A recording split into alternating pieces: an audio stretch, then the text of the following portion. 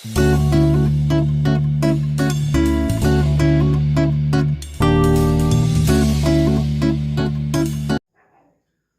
वालेकुम दोस्तों, मानसून का मौसम जो है वो शुरू हो चुका है। बारिशें जो है वो होना शुरू हो गई हैं। तो बारिशों के साथ साथ जो है वो हर जगह माहौल में, हमारी कम्युनिटी में जगह जगह जो है वो पानी खड़ा होना शुरू हो जाता है। और पानी के खड़े होने की वजह से मच्छर जो है वो भी पानी खड़ा होने की वजह से मच्छर भी आना शुरू हो जाता है। तो मच्छर की वजह से डेंगू फीवर जो है वो भी होना शुरू हो जाता है। तो मानसून के मौसम में ये डेंगू फीवर जो है ये बहुत आम हो जाता है और ये तकरीबन सितंबर से लेकर दिसंबर तक जो है ये इसका मौसम होता है डेंगू बुखार का।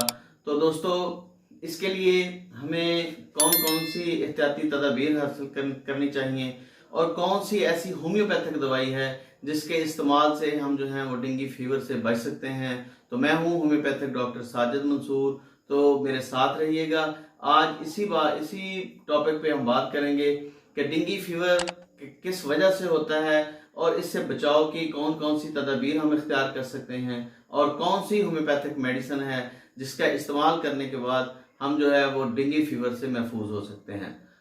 तो सबसे पहली बात ये है कि ये जो बुखार होता है ये मादा मच्छर के काटने की वजह से होता है।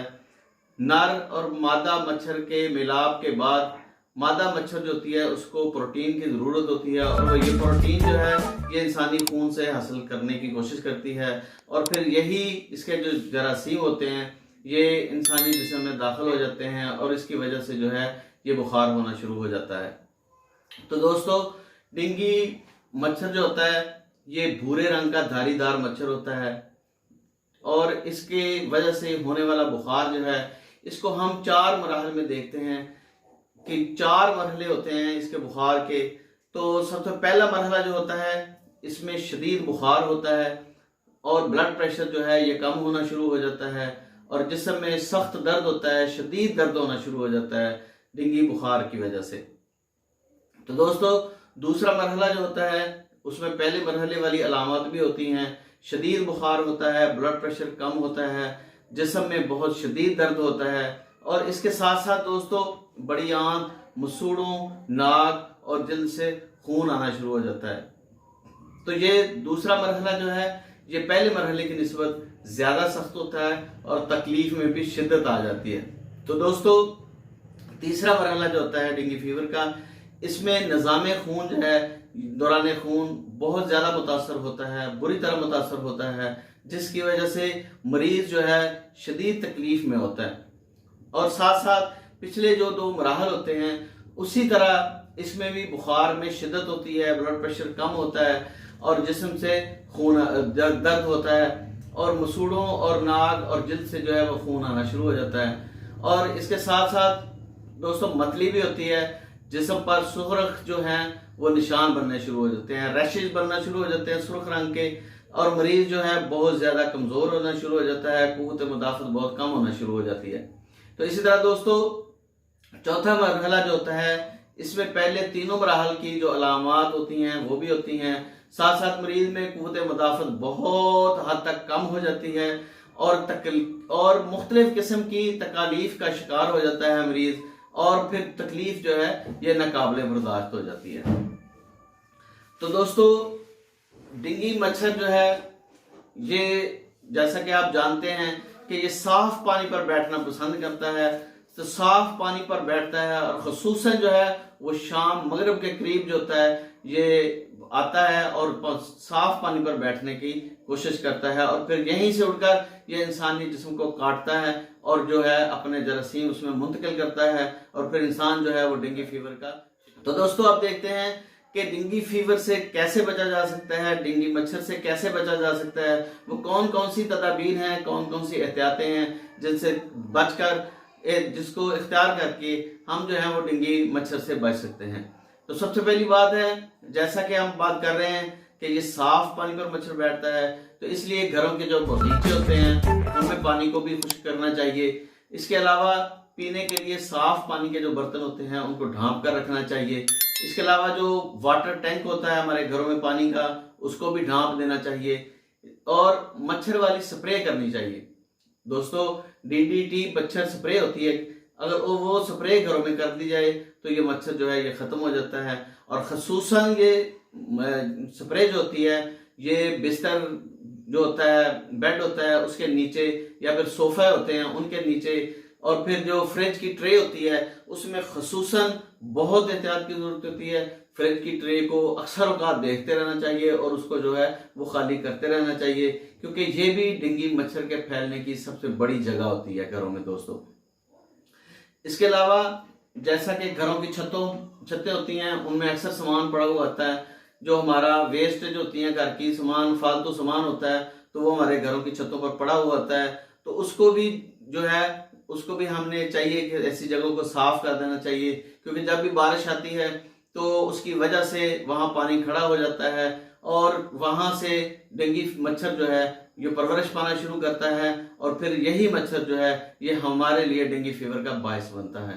تو اس کے علاوہ دوستو سب سے پہلے جب یہ ڈینگی بخار شروع ہوا، ڈینگی مچھر آیا، تو یہ دیکھا گیا کہ یہ پرانے ٹائروں میں اس نے زیادہ جو ہے وہ گروتھ کی، پرورش کی تھی، تو اس لیے خصوصاً جو پرانے ٹائر دکانوں میں پڑے ہوں یا گھروں میں کو پڑے ہوں تو ایسے ٹائروں کو بھی تلف کر دینا چاہیے، یہ بھی ڈینگی پھیلانے کا سبب ہوتے ہیں دوستو۔ تو اب یہ ہے کہ اگر ڈینگی بخار ہو جائے تو ہمیں کیا کرنا چاہیے؟ تو دوستو اس کے لیے زیادہ تر جو ہے وافر پانی کا استعمال کرنا چاہیے، جوسز کا استعمال کرنا چاہیے، زیادہ سے زیادہ جوسز جو ہیں ان کا استعمال کرنا چاہیے، پانی کو زیادہ پینا چاہیے۔ اس کے علاوہ جو ادویات خون کو پتلا کرتی ہیں ان کو استعمال نہیں کرنا چاہیے۔ تو اب ہم دیکھتے ہیں دوستو کہ ہومیوپیتھک میں وہ کون سی میڈیسن ہے جس کو ہم استعمال کر کے ڈینگی مچھر سے بچ سکتے ہیں۔ ہومیوپیتھک میں ایک ایسی دوا موجود ہے جس کا مسلسل استعمال سے ہم ڈینگی بخار سے محفوظ ہو سکتے ہیں۔ تو آئیے دیکھتے ہیں کہ یہ میڈیسن کون سی ہے۔ ویڈیو کے اینڈ تک میرے ساتھ رہیے گا، انشاءاللہ یہ ویڈیو آپ کے لیے بہت ہی فائدہ مند ہوگی۔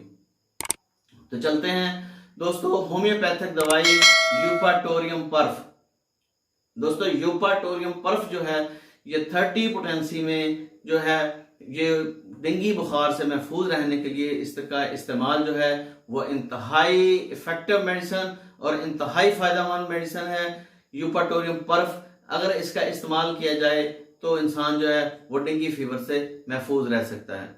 تو اب دیکھتے ہیں دوستو کہ یوپاٹوریم پرف جو ہے اس کی کیا علامات ہیں۔